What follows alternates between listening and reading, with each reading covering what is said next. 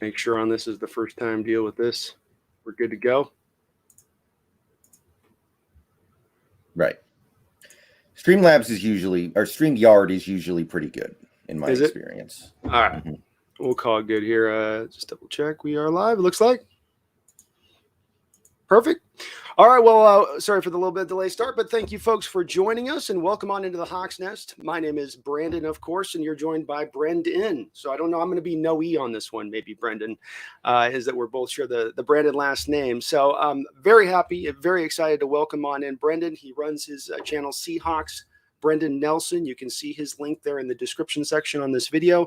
Please go on over there and sub to his channel. He does a great job of covering in-depth the Seattle Seahawks. He does much better job than I've done or ever done as far as daily stuff and getting into the daily grind of the moves and player transactions and all of that and really getting to the heart of each of those, which I can always appreciate. And so I thought it would be welcome to bring him in here and get a few of his thoughts, a little bit of not only his perspective on the state of the team and where they're going, but of course we'll eventually back around on into the upcoming matchup here against the Colts here on the road on Sunday. But to start things off, just for those folks out there that maybe not are aware of your channel as much, can you just maybe just explain a little bit what your channel, your kind of perspective on the Seahawks universe is and how you got into it a little bit?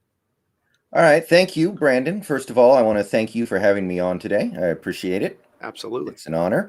And yeah, my YouTube channel, I post at least once a day, pretty much every day about Seahawks news. I try to update my viewers on roster churn, like, oh, we signed a tight end who's never going to play in a real game to the practice squad. I think people need to hear about that. I like that kind of stuff. Yeah. And I get into that kind of stuff. I make predictions. I make projections. I just try to figure out ways in which to talk about this team, that some angles that other people's don't necessarily see. I'm a big fan of analytics. I'm a big fan of trying to use numbers to figure out what's going on here. I do believe that this is a game of numbers, and I do believe that a lot of the mystery of the game from, say, the 1980s and 1990s is starting to get solved, in effect. And I like to try to bring that to the channel. And, of course, beyond just talking about what the team is doing or what the team is not doing, I'm a fan.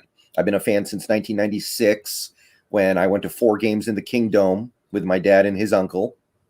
And I've actually been making YouTube videos since 2007 on another channel, but I migrated over here in about 2015.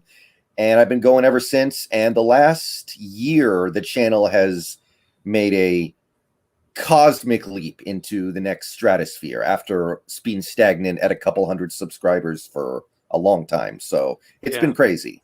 It's a grind for everybody. I'm sure you get a lot of people coming into your chat asking you about how to start up a channel and whatever. And it's like I tell them, you can't get caught up on the results instantaneously.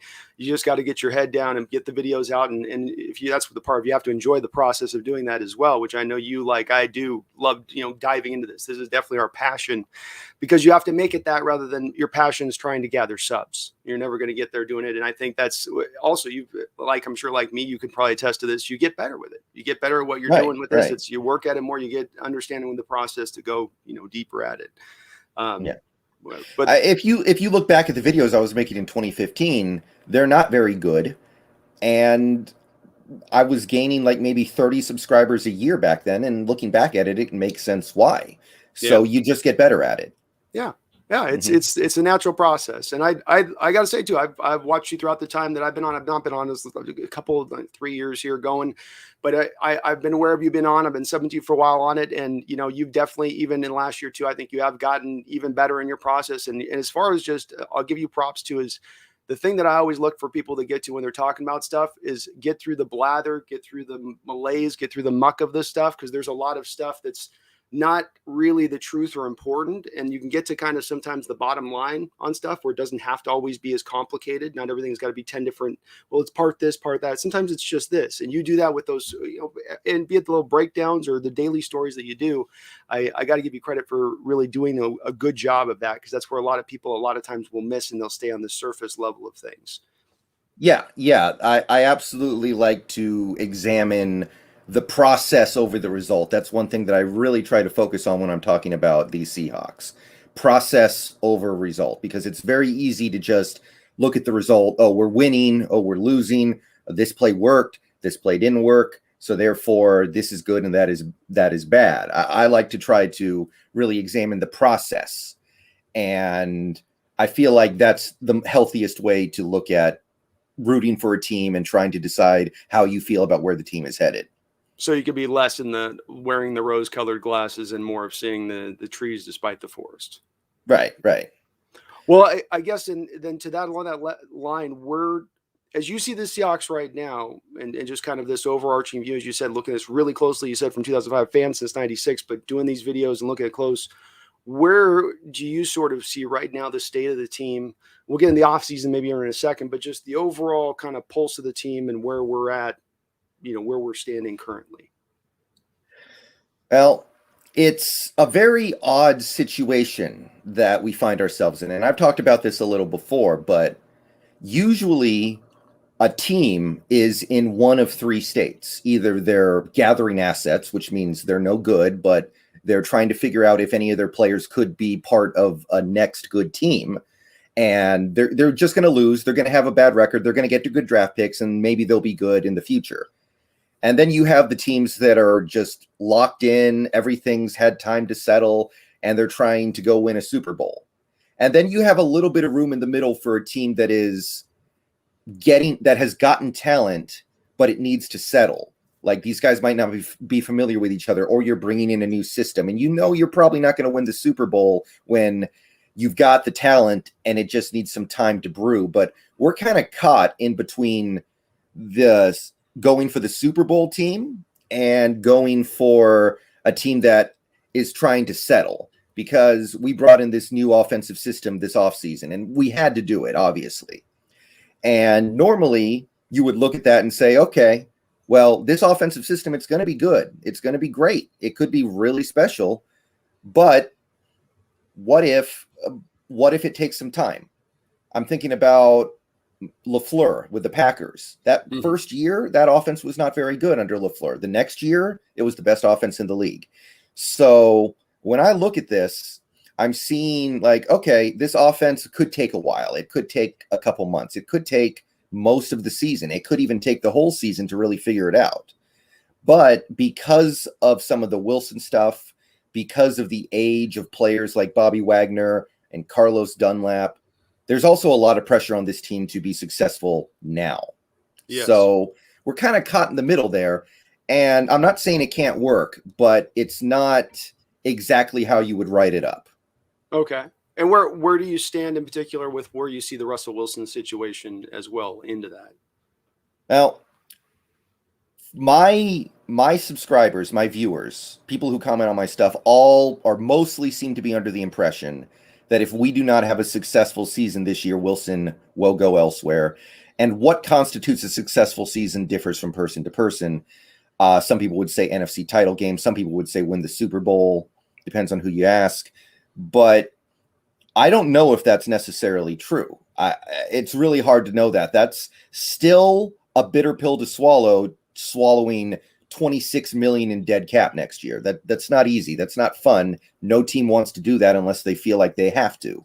Yeah. So I think it's very reasonable to think that Wilson will be on the move if this season does not go well, but I don't think it's as guaranteed as people assume right now. And it makes sense why people are assuming that.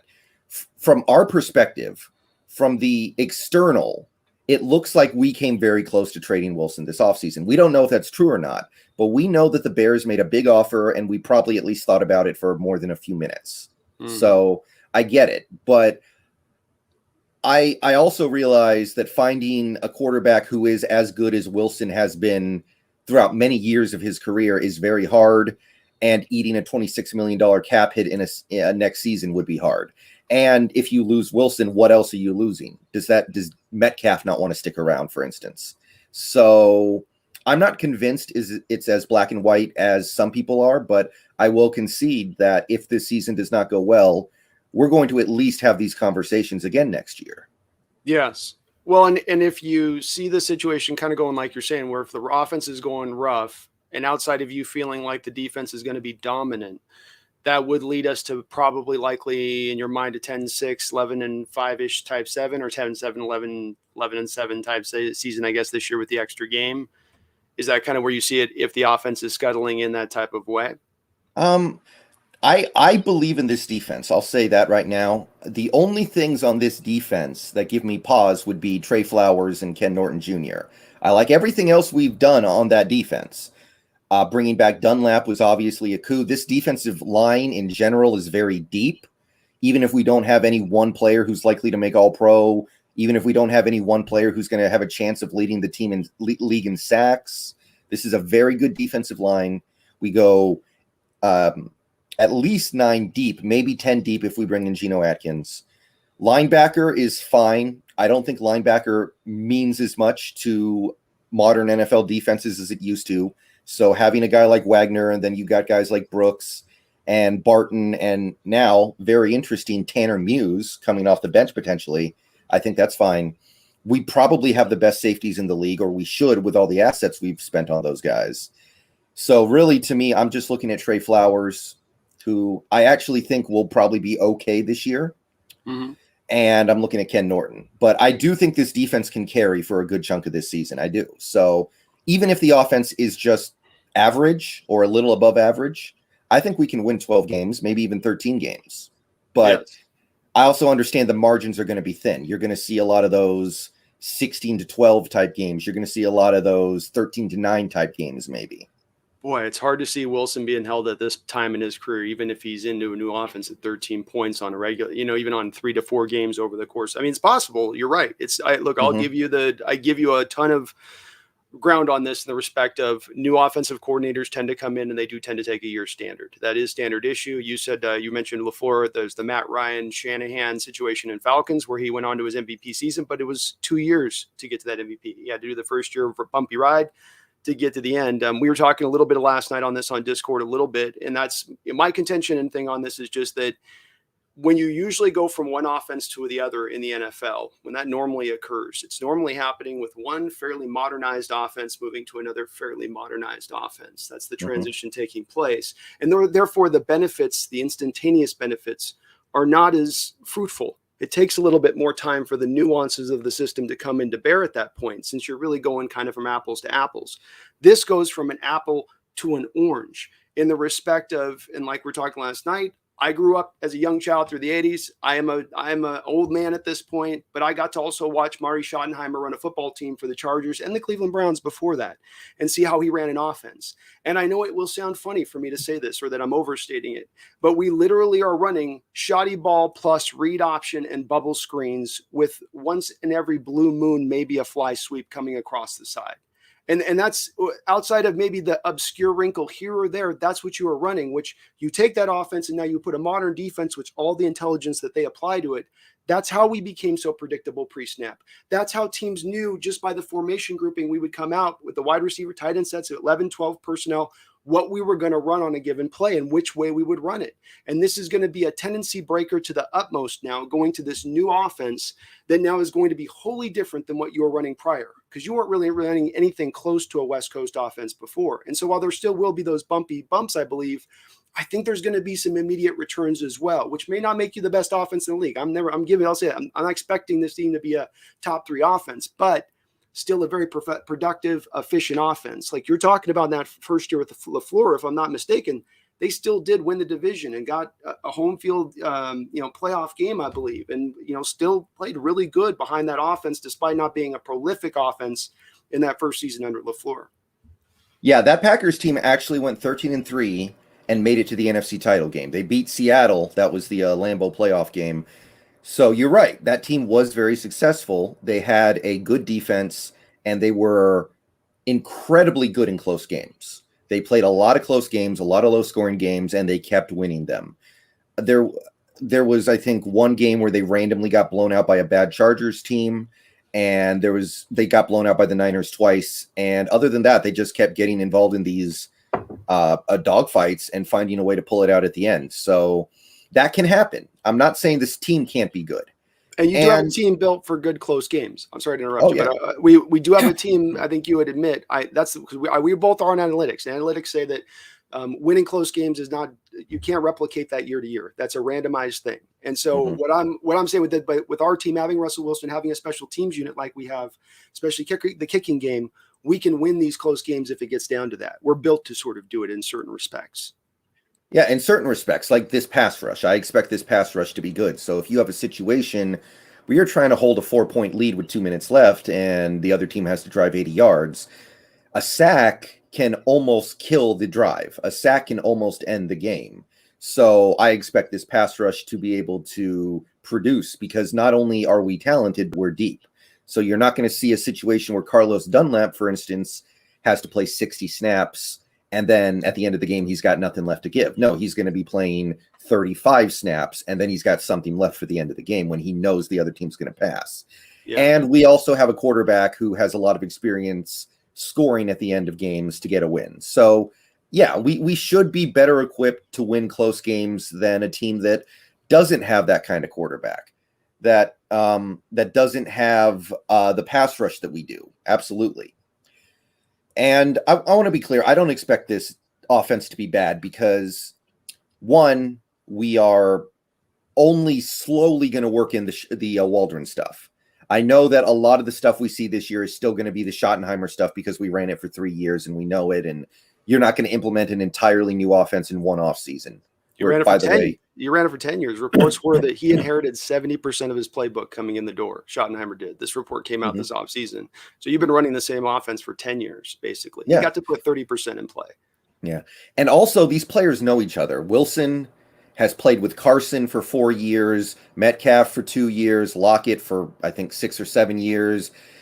We did bring in some new guys, obviously, Gerald Everett, Dwayne Eskridge, but Dwayne Brown's been here for 4 years. This is Damian Lewis's second year. Brandon Shell was here last year. So even if the offense is new, these guys know each other. And I don't doubt that there are going to be times this year when a big play will come down to the schoolyard connection between Wilson and Lockett, where he just runs around and Lockett figures out how to get open. So that kind of stuff is still valuable. It's still there. Yeah. But we've never really seen Wilson succeed with short passes and screen passes. Now, that's not to say he can't do it, but if somebody were to say that he can't do it, there would be some evidence to back that up. That would not be a baseless claim. No. And we know that there are some shortcomings with bringing in an offense like that. We know that Wilson's greatest strength as a quarterback is probably his deep ball. He's always had an amazing deep ball. So it's going to be interesting to see how he takes to that offense, because clearly this needs to happen.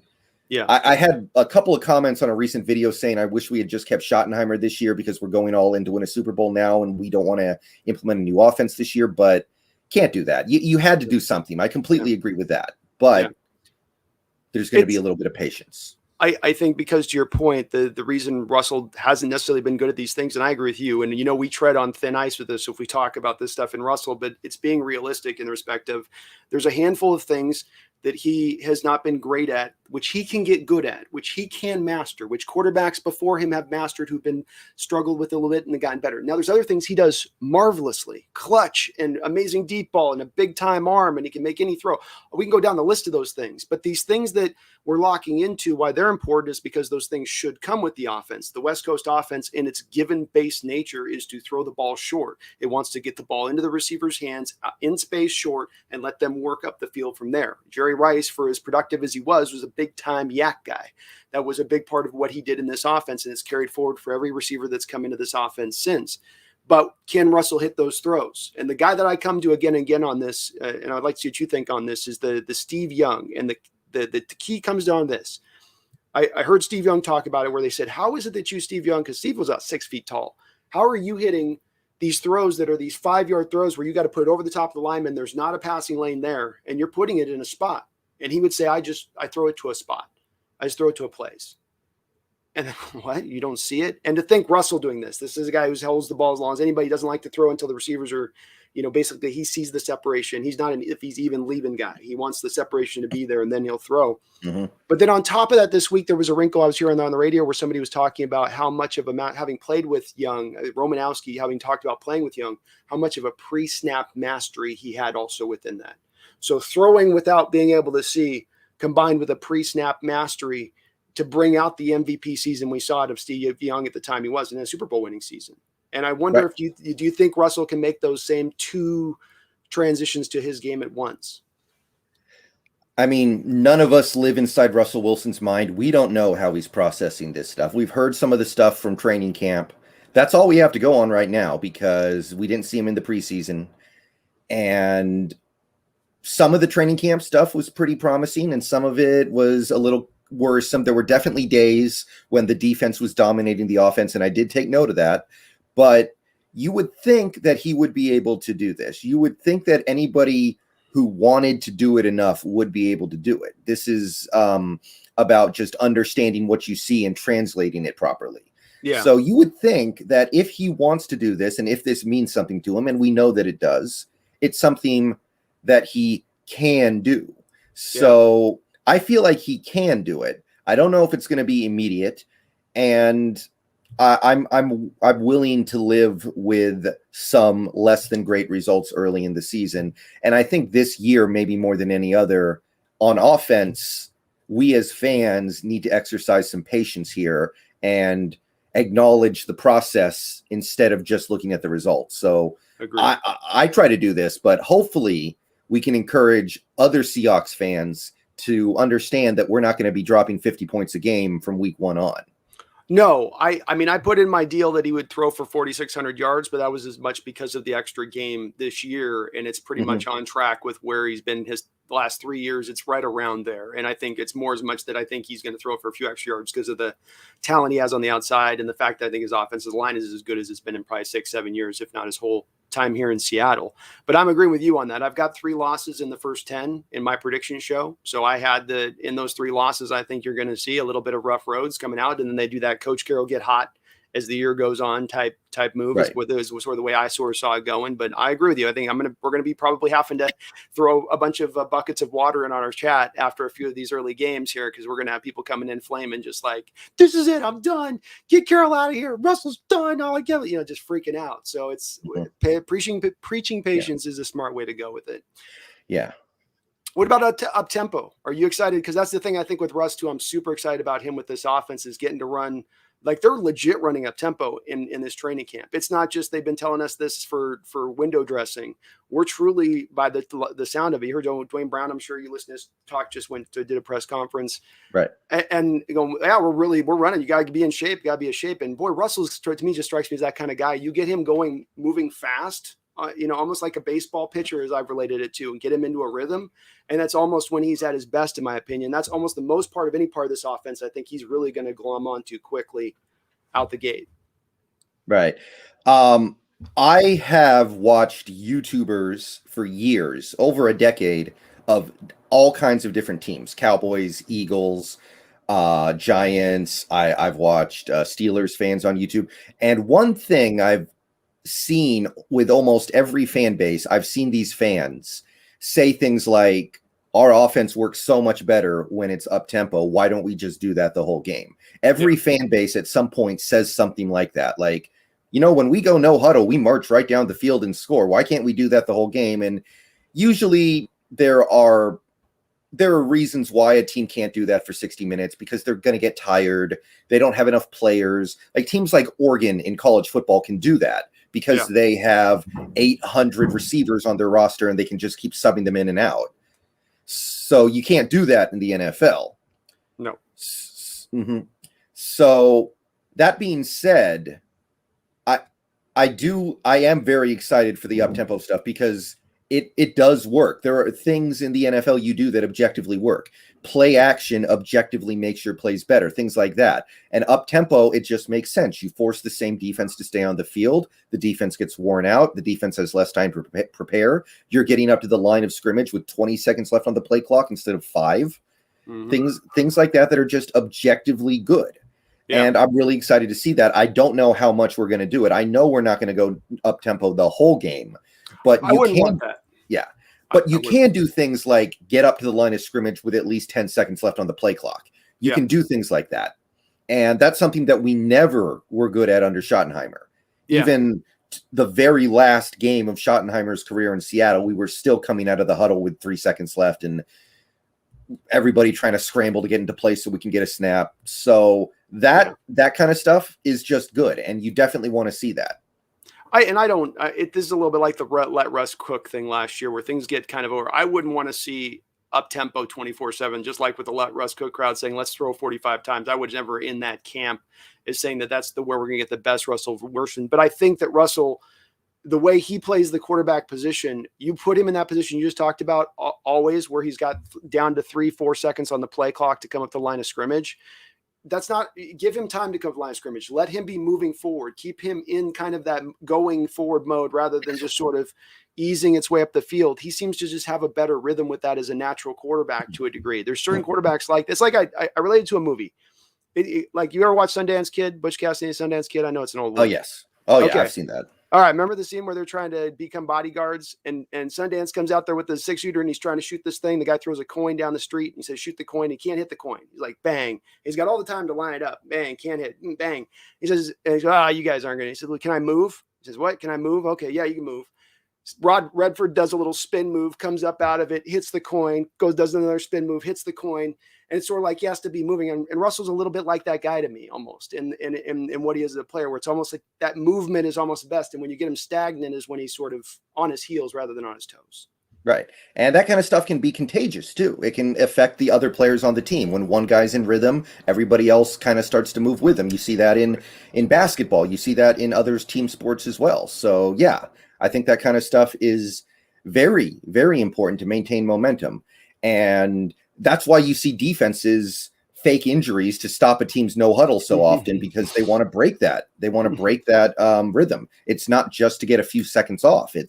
You're trying to break their rhythm. Did you ever hear the Joe Nash story about this that he had in the 80s, who had the game against Cincinnati? Yeah, I think I did. Didn't they have a nickname for him, Trick Knee? Yeah. Well, he went down in the game like 8 times in the game to slow him down and he kept coming off the field and then coming back on the field. Yeah, soccer style. Yeah, it was awesome. It kind of worked. I think they still won the game, but yeah, we'll see though. I don't want to do it 24/7. I agree with you. I think that's that thinking of fandom says let's just do it all the time. No, you'll have some problems. But we saw in the preseason when you need to jumpstart maybe the offense, like we saw a stagnant offense at times, and let's do this, and then it kind of jumpstarted a little bit. Got him even with third stringer Magoo in there at times. And the other 4th stringer we had in there, they weren't super productive, but it got the offense moving from a place to just not doing anything a little bit. Right. Yeah, that even in like the Broncos preseason game where the offense really did nothing, we had moments of like, wow, this offense is really chugging. We had a sequence where we had first downs on 3 straight plays, and then Magoo would do something to mess it up because he's Alex Magoo and that's what he does. But you could see the seeds of an offense that could execute. So I'm excited for the up-tempo stuff, and like these things that we're doing are good. These things that we're doing needed to happen. We needed to move on from Schottenheimer. We needed to bring in somebody young who had connections to these great offenses, but he's got to start from somewhere. Sean McVay had to start from somewhere. Kyle Shanahan had to start from somewhere, and Waldron's never called plays before, so it might not be amazing immediately. Yeah, and we don't know what the results will be because of that point. He's never done it before. This is a brand new offense. Russell's going to, like I said, basically a new offense for the first time in his career. Really, we don't know what it's going to, hopefully it looks good. I think it'll look good. I think you think eventually, even if not, it will eventually get to be looking good here by the season going on. So it just requires a little patience there. Defensively speaking, where are you buying the bare fronts? Are you buying that this? I know we've talked a little about the defense being solid and being good as far as where your standpoint is on it. But do you think that we're going to go to more of this blitz heavy stuff, which would be sort of indicative? If you're going to the bare front, you're pretty much going to be going to the blitz package. Those things go hand in hand if that's what you're doing. Yeah, I'm a big fan of the bare front because it feels like one of the bigger wrinkles that we brought in the Pete Carroll era, because we kind of got known as that team that is always going to be in that cover 3. We're always going to be doing the same thing. And eventually there were teams out there that just figured out how to beat that defense. And they would just be like, okay, that guy's going there. That guy's going there. This guy's going there. So you go there. I'll throw the ball. You catch it. And boom, we're going to keep this drive going. That's what the Chargers did to us really twice in the last decade. Those were two very sobering losses, I think, for a lot of people. And I think a big part of it was just we were always running the same defense. So last year, the defense is playing really poorly, and we start doing this bear front stuff just to mix it up a little bit, and it works great. And the most exciting thing is that last year we were running these bear fronts with KJ Wright as the down lineman, a down linebacker kind of, where you would have your Sam linebacker basically line up as a fifth defensive lineman. And KJ Wright did the best that he could, but he's no pass rusher. That's not his game. He did the best he could. That's not really where you want to put KJ Wright. This year, we've got guys like Darrell Taylor who can do that. And I'm not saying Darrell Taylor is going to be better than KJ Wright. In fact, he probably won't be, but he can be better in that role. And that bear front package has a chance to be very destructive. You can get Dunlap. You can get Darrell Taylor, like I said. You can get Poona Ford out there. And I think Poona is developing nicely as a pass rusher. Maybe LJ Collier, although I don't know where we are with him right now. He really didn't do anything in preseason or training camp. Might be time to pass on that one, but there's Geno Atkins. He could get involved. I like Rasheem Green when he lines up on the inside. I think he's a good pass rusher from there. So, yeah, I love that kind of stuff to get more pass rushers on the field. So yeah. I love the bear fronts. I do too. I'm skeptical to believe necessarily Carroll will embrace them beyond just kind of a mixing of spices in there. I want him to. I'd love him to. But the thing I always come back to with Carroll is he's a protectionist at heart. He always, at the end of the day with his defense, wants to keep things clean up over the top. And when you put extra guys to the line of scrimmage in a bear front, if you're going to run true bear, you got 3 linemen and then you're running 2 linebackers to the outside on it. That's a true bear. That's an extra, basically, you're putting extra guys to the line of scrimmage. Where our 4-3 under, you put 5, you're talking about actually putting technically 6 on a true bear front. And if for him to do that, he's sacrificing that back end a little bit more now. And is he willing to do that? I wish he would, because the price he's got to do admission is this. The bend but don't break defense is great and good and all, but teams are going to continue to put up points on you, and they're going to get touchdowns in this day and age. Their offenses are just too good. The rules are bent that way. The rules that have changed over the time of Carroll being here, rules like the cornerbacks not being able to be as handsy as long and that type of thing. You've got to just kind of go, this is the price of doing business as a defensive-minded coach. My guys are going to give up a big play from time to time, but within those big plays come also the turnover plays, come over the sacks, come over more of the game-changing plays from the defensive side of the ball. Because like you said, you got the personnel to do it. You're leaning towards the strength of what your defense is, which is basically that front 7 or the depth of that front 4, let's say, the depth of that front 4 at least, and the ability to use them as a basically de facto Sam linebacker or however they want to do it at that point. They've got a lot of movement. They can go 6 linemen if they want, really, at that point, they really embrace it. But he's got to do that price of admission, right? Carroll's got to make that kind of peace in his heart that, like, I'm going to be okay with the big plays, because he did that. There was a whole thing with him on that book. Did you ever read that with the book where he went back and did this research way back in the day going to USC, and he looked at all these games over the 70s and 80s and early 90s, all the wins that had happened, and he determined off those wins that basically whoever won the turnover battle and the big play battle won the game. And so he took those 2 base stats and make that was his whole determination moving forward on how he was going to coach and build his roster, build his team and manage his team. Well, I don't doubt that's true. I'm not familiar with that specific story, but the thing is, especially in a sport like in a game like football, which is number 1 iterative and second of all evolving because of rule changes, what decides who wins or loses a game is going to be changing constantly. So yeah. I don't think you can say that this worked in the 70s and 80s, therefore it's going to work now. The pendulum needs to swing the other way. A great example off the top of my head is back in 2006, and this was 15 years ago, but the common narrative was that if you can run the ball and stop the run in the NFL, you're going to be a really good team. And there were 2 teams that year that were 1-2 in running the ball and 1-2 in stopping the run. They were the Minnesota Vikings, 8-8, missed the playoffs. Jacksonville Jaguars, 8-8, missed the playoffs. And that was a very educational moment for me when I saw that, because I was like, okay, clearly it's not that simple. You can't just boil it down to this one thing or these 2 things and just say, okay, if we do this, this, and that, we're definitely going to win. The reality is it's never that simple. And what's more, it's going to be evolving as time goes by. And I don't think stopping the run matters that much in the NFL anymore. I think to a certain extent, stopping the run is kind of like the 20-foot jumper in basketball. Yeah. You can give it up. You're going to give it up. If your defense is geared around allowing those shots, you're going to give up some of those. But it's going to be profitable for you in the long run. Yeah. So over and over again, I see these games. Like, one team can run the ball really well. One team can run for 200 plus yards.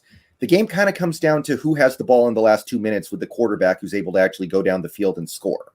So I 100% agree, by the way, all the way down the line on that. I don't like Carroll's old methodology on it, to your point, because this football game is constantly changing, almost constantly changing fast. Rather than taking 20 years, it's changing almost every 5 years. It's moving into a new iteration of what it was. And that, to me, is why you have to be a little more flexible in your methodologies. You can't just be like, this worked for me in USC in 99.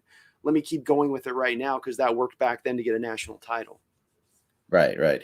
Yeah, and I don't know if he's going to change. Most coaches are stubborn, and that's not a knock on Carroll specifically. Most coaches are stubborn. They believe that their way of doing things is the best. And if you're Pete Carroll and you've been doing it this way for 40 years, of course you're going to still think that's the best. You're not going to have one thing go against your 40 years of knowledge and just go, okay, I guess I have to reevaluate everything. Now, The good news is that we have seen some positive signs with him in the last year. The DJ Reed thing seems to have really flipped his thinking on cornerbacks, which I found to be very interesting. He finds one cornerback who can play outside at 5'9", and he's like, oh, I never even considered this was a possibility before. The turnover in the cornerback room is telling you that, to a certain extent, he realized that he made some mistakes with some of the people he thought were going to be his guys, and he's just moving on from them now instead of waiting for them to cost him games like they did last year. So I find these things interesting, but I also acknowledge that coaches in the NFL are stubborn.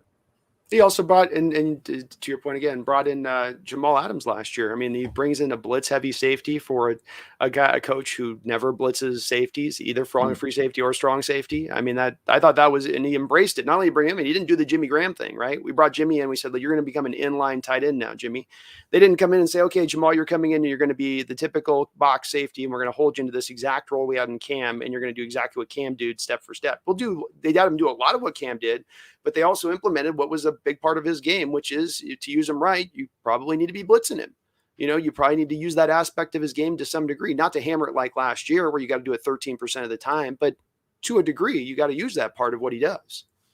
Yeah, that was all we had last year until we got Dunlap out there in the second half of the season. That was all we had. That was all we could do. It was either that or every quarterback was going to make a sandwich back there on every snap. It's been the frustrating thing for me with Carroll recently is the lesson he didn't learn, which is one of those old school lessons for him, which is that your defense runs and operates at its best when your front four is able to generate pressure without having to blitz. But they kept going into these off seasons, and we'll let all these guys go, and then we'll just bring in Ziggy Ansah, and then we'll just sign Clowney at the end, or the Jamal Adams trade before that happened. We'll just trust in Darrell Taylor to do it, and Benson Mayo and Bruce Irvin will get it done, and that'll be enough. And everyone could kind of see that's not going to be enough. You need more for your defensive line to be good and effective, and they're counting on the young talent to develop all that. I think the nice thing is they can still go make a move this year if this is still not enough, right? Like, if we're still landing 5 games in this year and we're like, man, we need a little bit more. They got that $13 million they're sitting on. They can still convert the Russell money based to bonus at any time. So they are sitting on a little nut right now that they could tap into if they really wanted to, Yeah. And I believe that I would be disappointed if they didn't do something with that. I don't think you should be going all in to win a Super Bowl in a year and then say, no, we're not going to go all in. We're going to go 80% in. We're going to hold back this 20%. No, you don't do that. That doesn't make any sense. So I hope they do something with it, because there are going to be really bad teams out there. Somebody's going to start 0-4. Somebody's going to start 0-5, 1-6. Mm-hmm. And they're going to have decent players. Every team in the league has good players who can help a good team. So I expect us to do something with that cap room. Do you think it would not be an indicator where if they only, let's say they had, like I just said, the numbers are legit. You've got 13 million and 10 right now, $23 million theoretically you could use. I know that, if we convert the base, then that pushes the Russell stuff. Yeah, but we're talking about all in this year. We're talking about, you're trying to keep your quarterback here, right? If they want to do that, if they truly want to keep their quarterback here moving forward, you would do everything you could this year to do it, right? Because you look at it not just as this is about this year, this is a move about 3-4 years from now at the very least. But yet they have not yet converted that base. They've not yet used that money. And so my question to you would be is if they only used $6 million of that money, that 23, and then they kept the rest, would that not be an indication that whole time that there was a plan in place to move on from Russ then at the end of the year? I don't know if it's a plan. I think that it is something they want to keep open, which I feel like is a mistake. I think you need to put a ring on the finger. You can't just keep dating it forever and ever. Right. You got to actually marry yourself to it if you're trying to win a Super Bowl right now. It's a little different with like the Aaron Rodgers thing because they've already said, yeah, I'm gone after this year. We know that. We all know that. We're just, this is different. Wilson has not said I definitely want out of here after this year. So I would 100% marry myself to Wilson, knowing that it could go badly. That's fine. Yeah. Sometimes you do things and you know that if this happens, this is going to be really bad, but you do it anyway because it's the right thing to do. Well, the hubris to believe that if you lose Wilson, you're still in a place to be not only competitive to then push for a Super Bowl while having to go find this other quarterback now to take over for him is to me silliness. So you're going to be in a state of basically needing to rebuild anyway. That is going to happen. And so, yeah, you eat an extra $10 million on the cap on it. It's $36 million instead of $26 million dead money. Yeah, that sucks. It's horrible. But guess what? If he wants out of town that way, he's going to push his way out of town. You know, if he really wants to force it, he can. So just do it now. Go for it now. Create that extra money. How much? If you're talking about, we get to week 3. Imagine if you could make 3 trades week 3 into the caliber of the Dunlap Diggs trades of the last couple years. I'm not talking about, I'm going for the moon. I'd love a moonshot, but I'm not even talking about moonshots. I'm talking comet shot. You could do 3 legitimate moves within that and fit those salaries in, if not more. And what the type of players you could bring into the roster at that point, if you were truly all in. But I'm getting frustrated with it because I'm getting the sense that they may not be fully on in right now. We've got 6-7 weeks till the trade deadline, but that's the part I worry about with this season is that they end up short selling it a little bit, thinking they can just get by like that pass rush for the last couple of years. Yeah, I think we had a decent enough offseason. I like the moves that we made. There are obvious gaps here. Like right now, Kyle Fuller is the starting center, which to me is pretty unacceptable. That to me is very bizarre. And I understand part of the reason was that Posick didn't get to play in the camp, but bringing Posick back was questionable in and of itself. But I do think we did a better job of addressing our needs this offseason than we did in preseason in previous off seasons, like last year when we felt like, oh, Benson Mayowa and Ezekiel Anza is going to fix this pass rush. And of course they didn't. Right.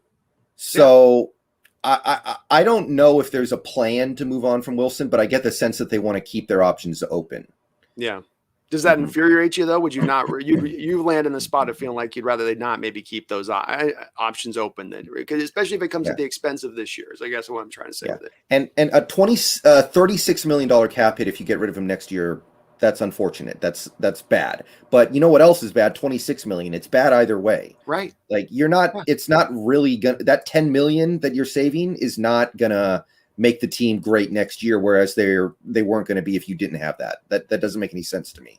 You're hitting the bottom line. Is that $10 million worth you not going for it this season, I guess, is what we're kind of saying. And to both of our opinions, I'm not to speak for you, but yeah, I'll take the $10 million to the future hit for the now, for here. Let's go. Let's do what we can now. Let's do everything we can. Because not only is it for in its multitude, not only is it for the Super Bowl this year, it's for still remaining a Super Bowl contending team moving on into the near future. Whereas if Wilson moves on, you're back to this weird state of finding the other quarterback. Where's your roster at this point? It was built towards to me, you're in rebuild anyway. You're a couple years out anyway at that point from getting back. And so the dead money hit's just not as, it doesn't hurt as hard. It doesn't hit as deep. I know I'm going to have a couple years where I might be 5 and whatever at that point to get this thing turned back around.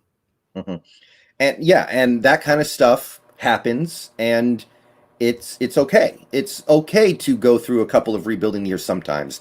Not when you had the opportunity to not be rebuilding, but if that ends up being the outcome of this, then I don't think that 10 million is doing anything for you. Like if you trade Wilson, next year might be a punt anyway. It might just be a year where you go, okay, let's figure out what we have for the future. Because if Wilson leaves, I think Carroll might leave too, because he doesn't want to go through another rebuild. He's 70 years old. He doesn't want to go through that when he doesn't even know if it's going to work. And if you lose if you lose Carroll, then you probably lose Schneider because those guys are connected at the hip. You might lose Waldron because the new regime, whoever you get to replace Carroll, is going to say, I want my guy, even if I think Waldron's good.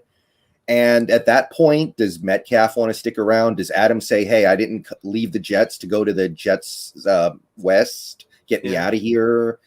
I mean, you might lose everything. So, it's very important. The stakes are there. You got it in there. I hope they recognize it. And like you said, there's still time. I'm good with them waiting, to be honest with you, because I think what you have to pick through, I don't know what your feeling is on this, but you're picking through scraps right now. Whereas there's so many teams that think they're in sub-contending state as we start the team versus 5 weeks from now when they'll be like fire sale time. It's better to wait for the fire sale rather than the scraps right now is basically where I stand with it. But you better, when the fire sale hits, when those 14, when the Philadelphia Eagles come down with Jason Kelsey, or the hot stove chat that I put out is, what about Jason Kelsey and Fletcher Cox for a second and a third, and potentially if you're throwing even a kicker in there, but something like that, not both, but that's a dream style. But even Kelsey, I think, would be a realistic potential option because I'm with you. The center option's freaking me out. I was a Creed Humphrey guy. I was pounding the table for him.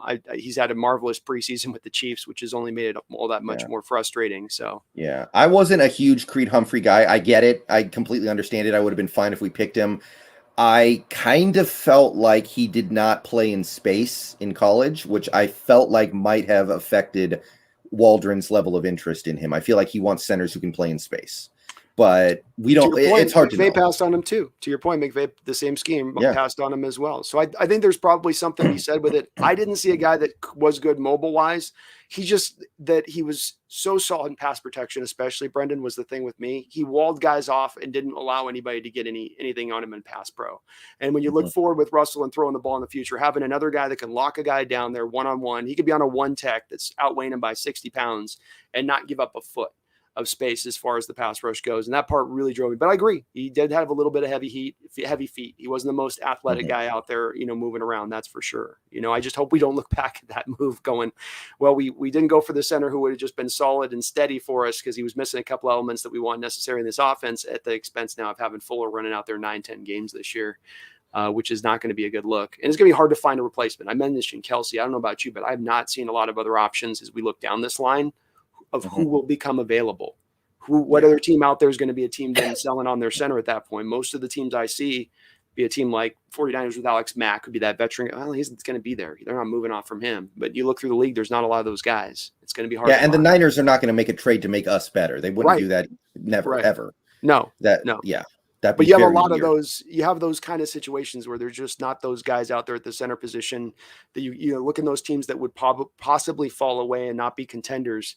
There's nobody that they're going to maybe give. You're not going to be able to really pluck anybody out there, in my opinion. Maybe there's a surprise team that does come to the forefront, but past a Kelsey guy, there isn't. So the center position is just going to be, I think, a little bit of a hold your butt cheeks type situation this year, unfortunately.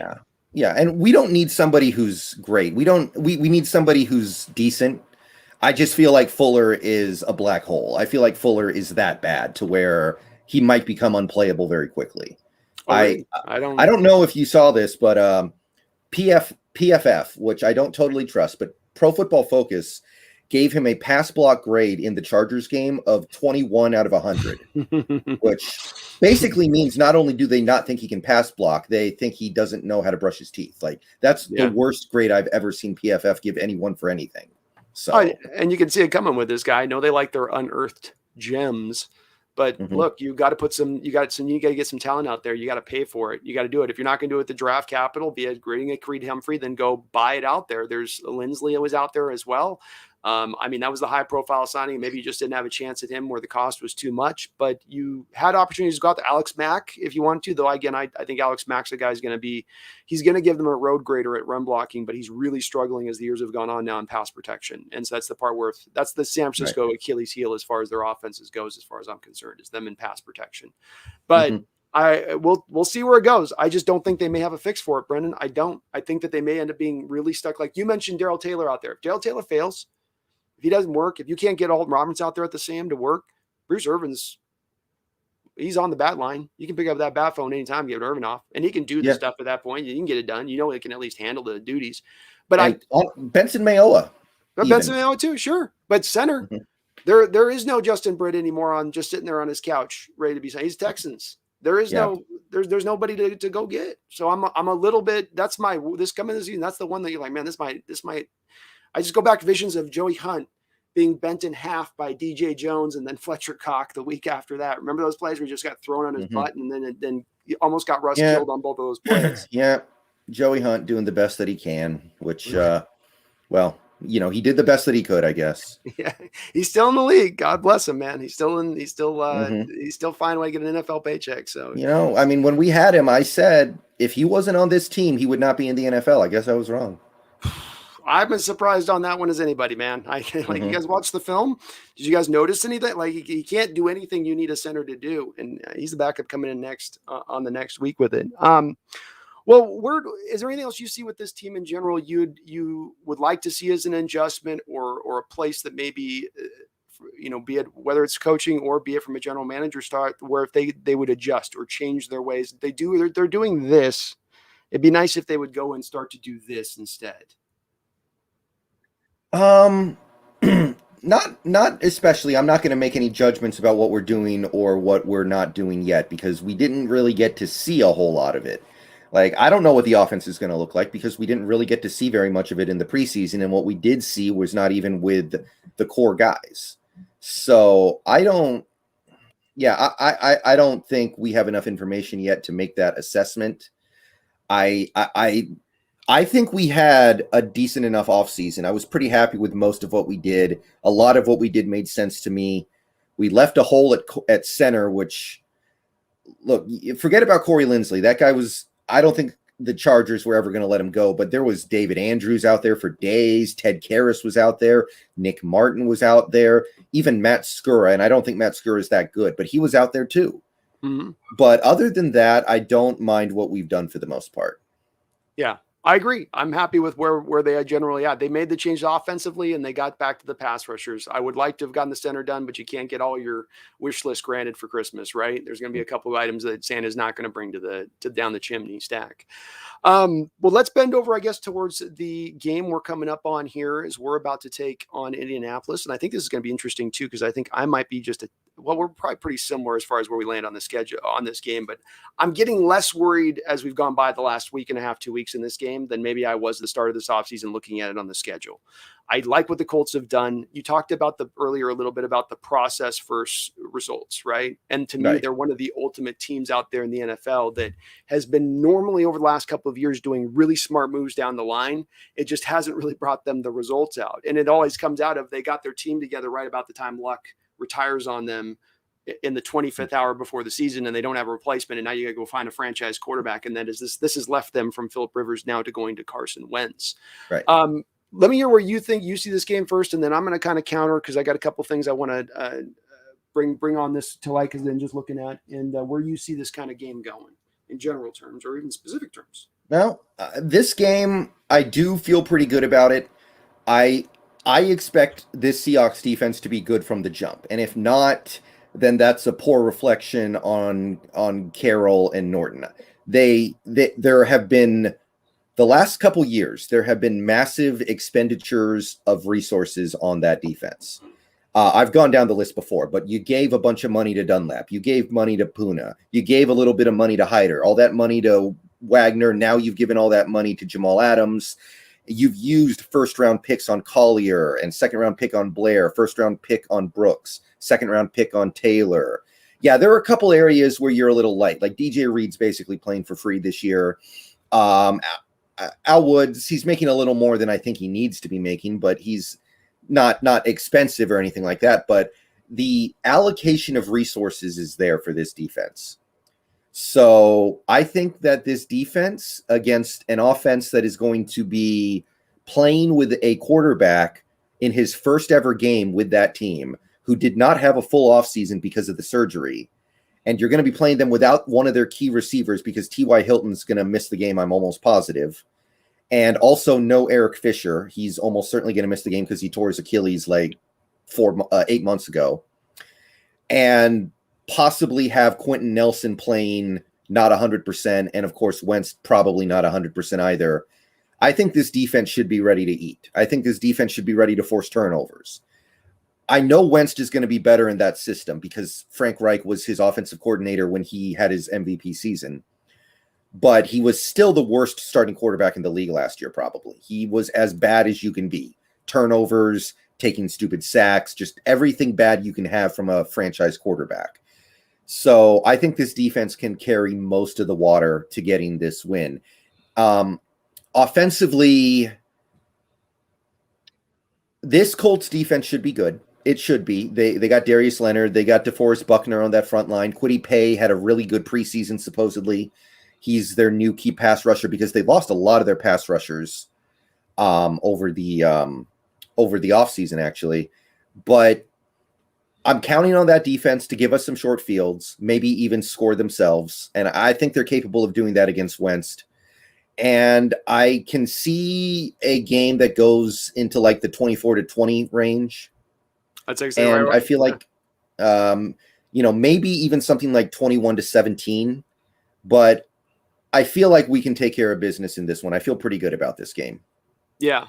Well, we basically land about the same place score-wise, and I think I probably see the game going similar. Everything you said, I think you covered pretty much what I would say with the Colts. Just to give some specifics on that with the losses, and this was the head-scratching move for me at the Colts. I mentioned they've been very smart lately, but let me contend this just with a little bit of this. I don't think they were as smart this offseason. I approve of the Wentz trade, but you saw them coming into this offseason with the fifth most amount of cap space. And I approve the Wentz trade because I don't think they had a lot of options. And they were stuck without a lot of good, reasonable choices they had to make do. But the $45 million they came into this offseason with to spend. And all you come away with at the end of the day with that is basically Carson Wentz, and Eric Fisher's good, but we don't have to deal with him. He's down the line. He's not playing this game. Kyle Granson, Sam Tevy, Isaac Rochelle, and Antoine Woods. $45 million, you grab that and Carson Wentz. That's the totality of how you use those assets. And if I was a Colts fan, that'd be pretty aggravating to me when you also can, bring into account as well that they also lose, to your point, just on Justin Houston, who's been a better pass rusher and a better edge player than Frank Clark has been during the regular season with the Kansas City Chiefs. By many, it's basically every statistical thing. If you want to just take sacks, you want to take tackles, you want to take PFF, he's been better down the line. They also lost Denico Autry. Great pass rusher last year. Anthony Walker, second on the team in tackles. Malik Hooker, a guy's a top first-round pick safety. I know he was injured for most of his time there. But then the big loss to me, and this is the key one, is Anthony Costanzo. Anthony Costanzo was a long-time left tackle for them. Not necessarily, kind of like similar than the Dwayne Brown mold of things. He retired. Eric Fisher is going to replace him. We got Sam Tevy this game. Right. Sam Tevy. And Sam Tevy is a little bit of a meme guy out there, Twitter-wise, as far as getting beat up on, as far as the tackle goes. So he's not the most beloved guy out there from an offensive line standpoint. I think, to your point on that, that's where the pass rush is really going to flourish in this particular game. And that's the place where I have a little more confidence in this. If the Colts had really done some work this offseason and got at it, I've been like, okay, you guys are making moves. You're ready to lock in. But I think the Titans win the division because of this. And I'm really, honestly, not really sure what their grand plan here is with this. The one other stat I wanted to tell you about, I read this today. I think you'll love this. The Colts open up with the Colts, who led the NFL in cover 2 passing snaps last year. Against 2 high zone defenses last year, Lockett had 36 catches, 410 yards, and 2 touchdowns. And Metcalf had 26 catches, 337 yards, and a touchdown, going up against the defense that they run predominantly. So they had some, it's okay success, but I know there was the cover 2 gave us some problems also as well at times, but within this scheme with these players, I think we're going to have some luck with it offensively. Just enough luck. I see like you do 21-17. Defense causes a key turnover at one point, puts the offense on a short field. The running game locks in as the game goes on, wears them down a little bit. But I just don't think that they got the pass rush. DeForest Buckner is great. I don't think he's got the pass rush on his own to be the dangerous guy for him. And we all learned what happened, by the way, when you rely on rookie pass rushers to come in and be productive for you. They tend to take a little bit of time to develop. It doesn't tend to be like they come right off the stock and they're like, I'm here to dominate. I'm here to fill Justin Houston's shoes right now. We'll see. Yeah. And the scheming in the game is going to be big too. If Kyle Fuller's trying to block DeForest Buckner one-on-one, that's a huge problem. You would hope that the team goes in with a game plan to make sure that they get their best guys who are their guards, because Gabe Jackson was your big free off-season piece you added. And Damian Lewis, I think, is on his way to being a Pro Bowler this year. I believe in that guy a lot.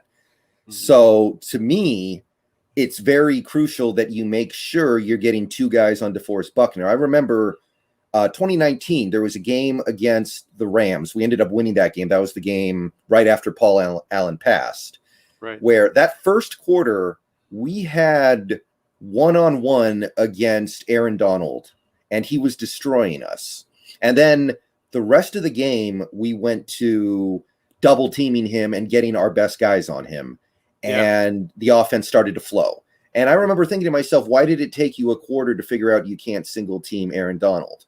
Why did it take that first quarter of you getting annihilated for you to realize that's a bad idea? Yeah. So hopefully this season we address those things ahead of time, not after it's become a problem.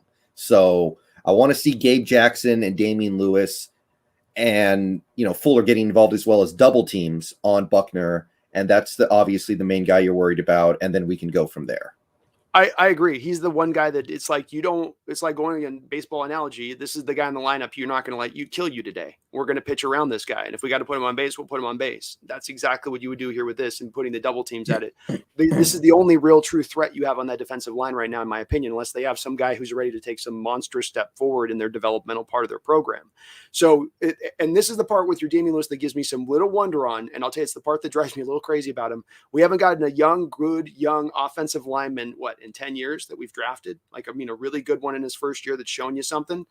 And the first thing you're going to do with him now, having now had a recent history of moving your linemen all over the offensive line from left to right and middle to center and back and again, you're going to then move him off his first successful year at right guard. And this is one of my long frustrations is people oftentimes takes guards or they'll take tackles and they'll say, both of these things are the same thing. So you're your guard here on the right side. That means you're a guard here on the left side. So you're the same player. You do the same stuff. But they're actually really different in what they have to do and what they have as a general responsibility snap to snap. And that guard tends to be on the left side, that left guard out on the island. He is the equivalent of the blind side protector. He has to take on the 3-tech defensive tackle one-on-one and handle his business, while the right guard tends to be able to double team and have the support of the center because most offenses play strong side. That's a little bit to the reason why they didn't make that adjustment in that game you talked about, is because you have to embrace a little bit of playing left-handed if you're going to have now the double team from the center go out to the left guard instead to create those passing lanes to the left side.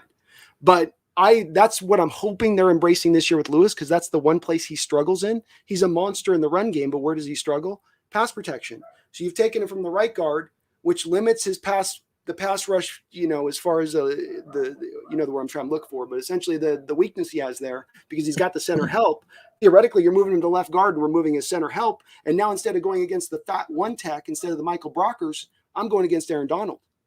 And that's a much bigger task to have to go on and take now. Not only is he tougher, but one-on-one. I hope they're embracing this year the double team is all I'm saying. I hope that's what's now coming with that. Mm-hmm. Yeah. And you don't really want to have to do this for obvious reasons, but it would not shock me if we flipped back. If it's not working, maybe we go, okay, we're going to flip our guards back. Maybe.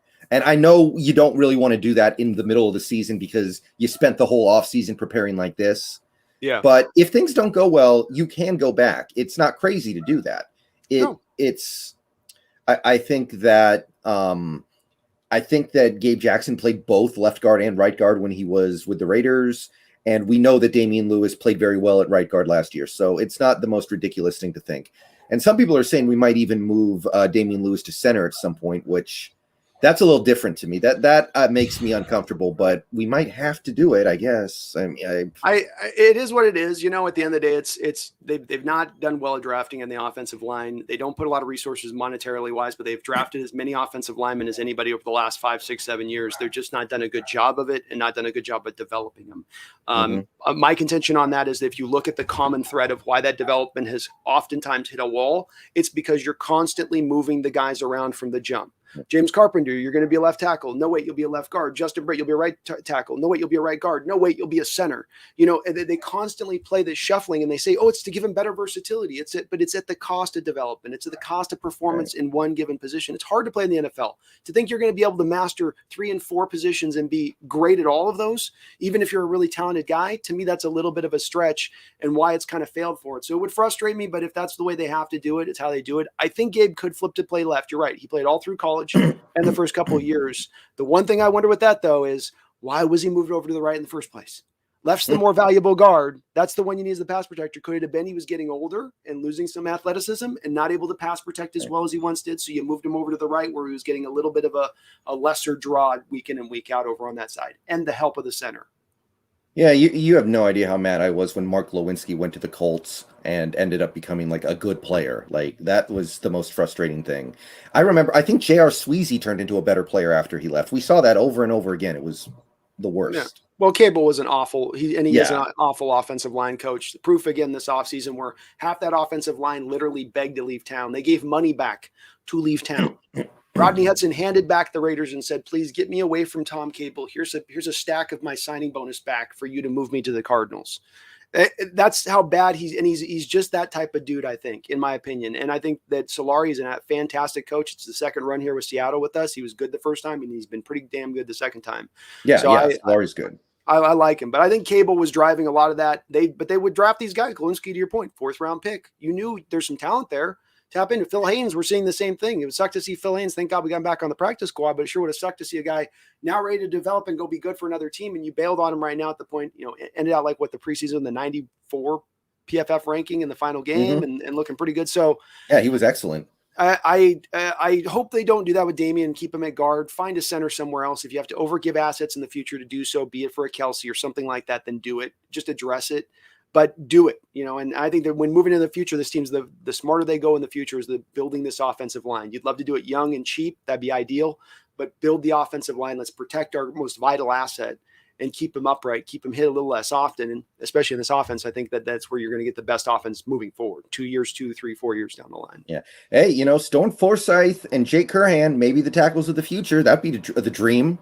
Jake's living the dream right there. I don't know about you with Jake, but Stone didn't catch me as much off guard because I couldn't understand the hate with him. And I think it came down to him why he wasn't drafted. This was the greatest quote I heard, is that it was said at the time why he wasn't drafted is he wasn't, quote unquote, one of those glass eating linemen. Right. one of those types, like I'm going to chug 4 beers and scream type dudes. So people thought he didn't have the mentality at play. But what you saw him do time and time again is that it's his patented move. I call it throwing him out the club. So when they come up around the arc and they get right up to where they be at the quarterback, and it looks like I might have a sack, but those long tackles can just shoot the guy out the back of the pocket. And he's got that in his game just through the natural size and length. It's almost like Whitworth does a lot of that too, just in the size and the length of him, 6'8" and 35-inch long arms. It's just hard to get around him. Say nothing of their technique and all that stuff. It just gets up. And he had that on his college film. But Jake, his testing numbers were horrible coming out of California. I mean, no athleticism, no ability in short space to move. He just gets the job done, though, man. Just gets the job done. Maybe just one of those guys that hard hats it and pulls it off. Yeah, as a football player, your goal is not to be more athletic than X or faster than X. Your goal is to do your job at a high level, whatever that may be.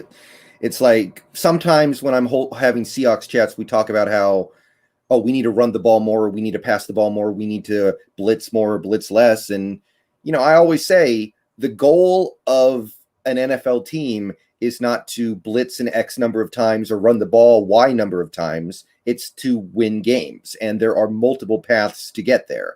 So maybe Jake Curhan is one of those guys who he's not an athlete, but it's okay.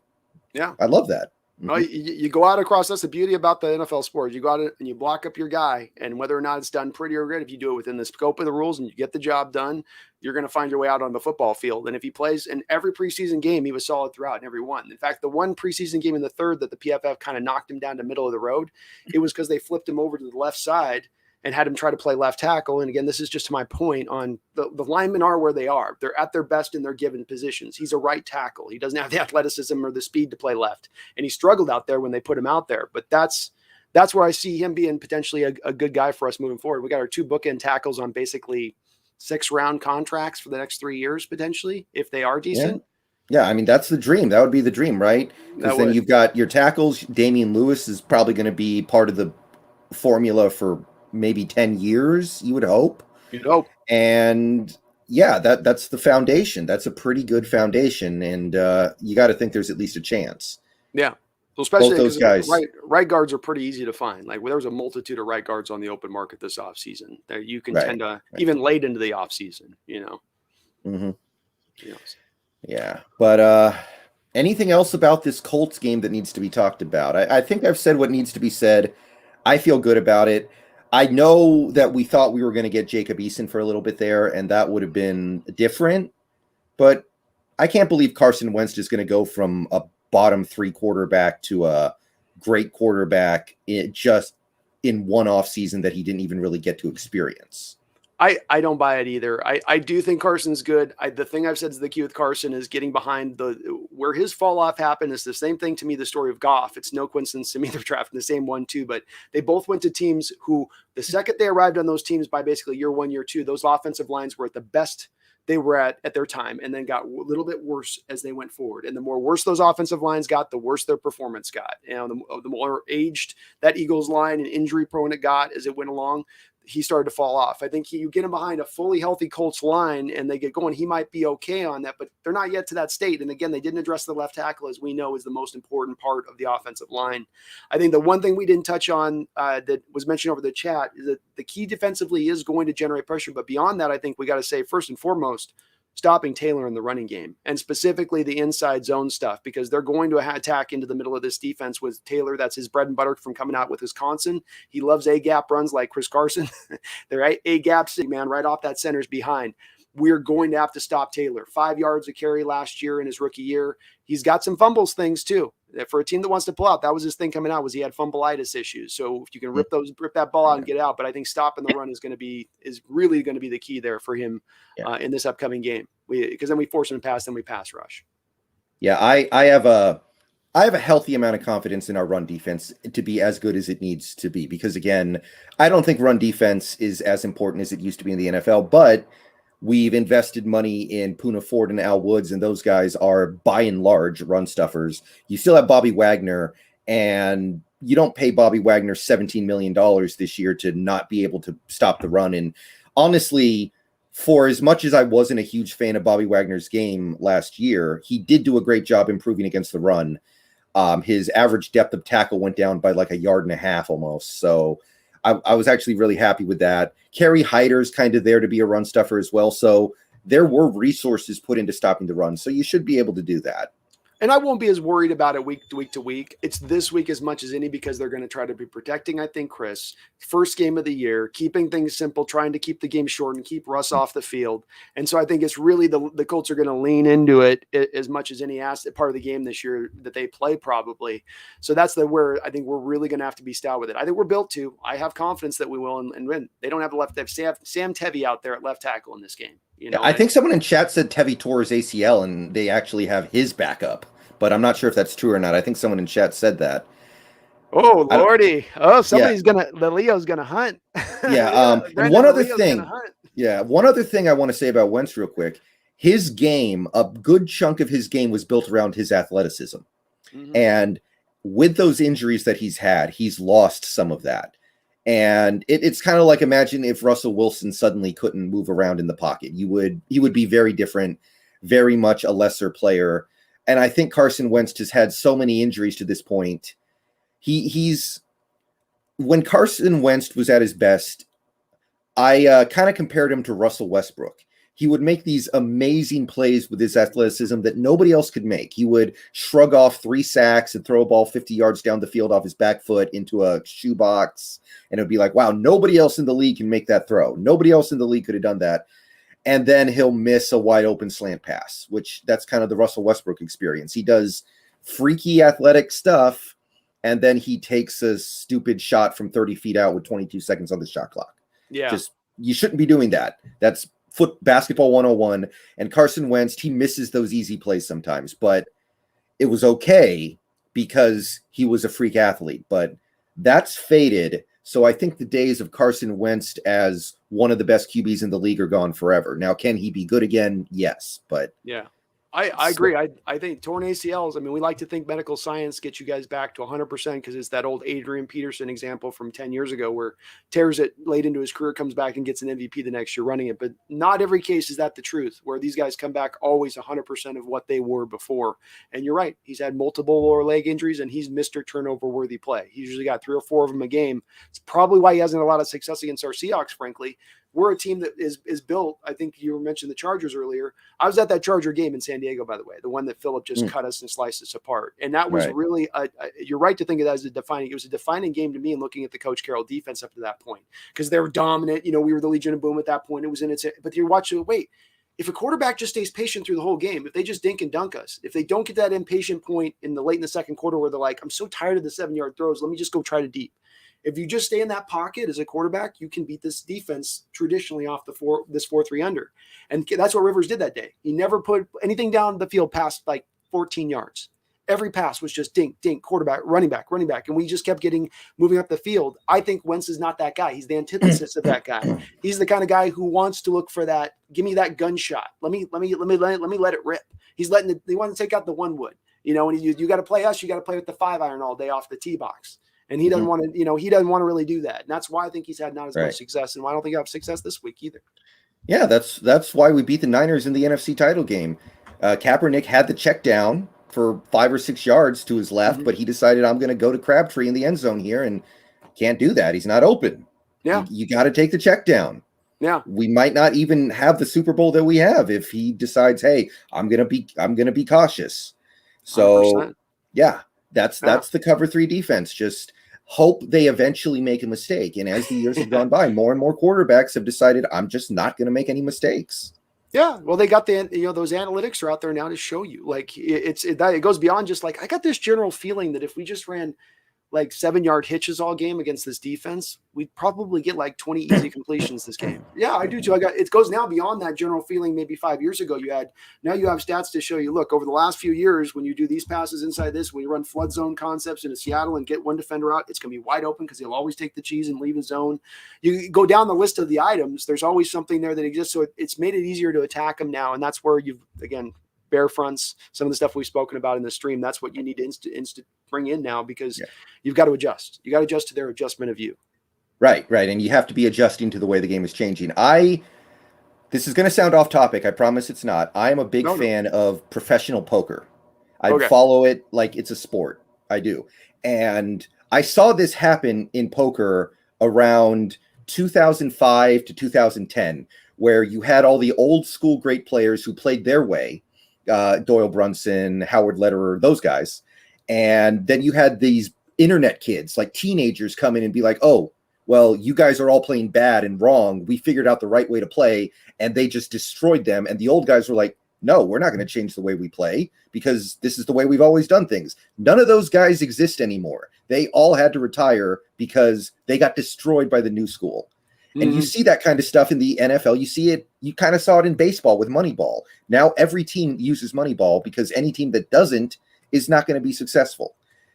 So, I've had some frustrating conversations, and I'm not a PFF Bible thumper. Okay. So I'm not out there with just the PFF is the end all be all. There's a lot of things I think you take into account in making an assessment, but I think that there's a measure of value to there. There's a lot of NFL fans and old school NFL fans that want to throw the baby out with the bathwater and say that there's almost no value. And I get into some debates sometimes in my chat on it, and it just gets really frustrating to me because we've watched it storm the league in baseball. It's stormed basketball now, the analytics and its effect on those sports. To think that football is somehow going to be, it's different. This is different. It's not going to take to me, that's the wrong way of thinking. If anything, it's going to go in the other direction. Is going to get more refined. It's going to get better. They're just like it's better now than it was 5 years ago when they were starting this stuff up, and that it's going to continue to evolve through that. But I don't understand this throwing a piece of data away, which again shouldn't be the whole point of data you go off of, but to at least use it as a reference point in addition to other items to give you a more fuller picture.